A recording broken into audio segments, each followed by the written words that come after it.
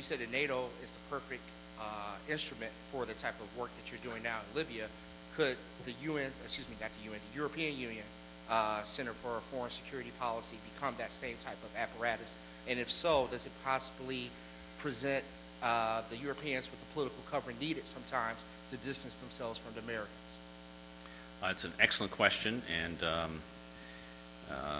one that we have looked at for many, many years.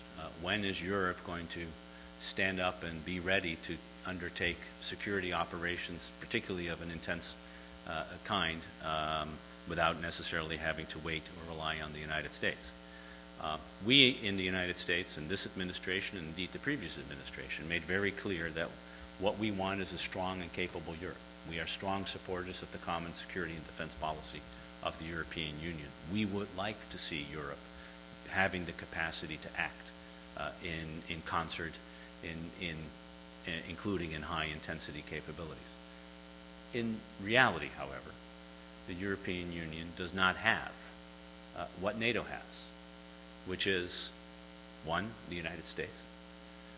I used to say, and I continue to say, what the EU doesn't have is us. That's U period, S period. And having the United States is not an unimportant part when you want to intervene militarily.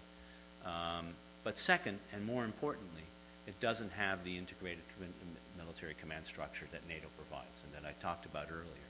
It is the fact that you have militaries who on a day-to-day basis work together, operate together, are able to commence military operations on a moment's notice, that are used to working together, that provides the foundation for effective military action. It doesn't guarantee it, but it provides the basis. And the European Union is much more than a military organization. It is, after all, came out of the economic interaction and integration, and politically and in the defense sphere has only done this more in more recent times.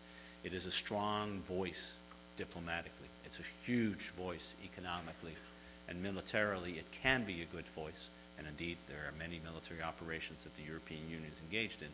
But when it comes to serious military operations, like the one in Libya, it is going to be NATO that will have to take charge, or some other coalition of the willing, of which the United States would have to be in the lead. There really isn't anybody else, including the European Union, who could take on an operation of this size and this consequence. And that is now widely recognized within Europe as well as beyond it.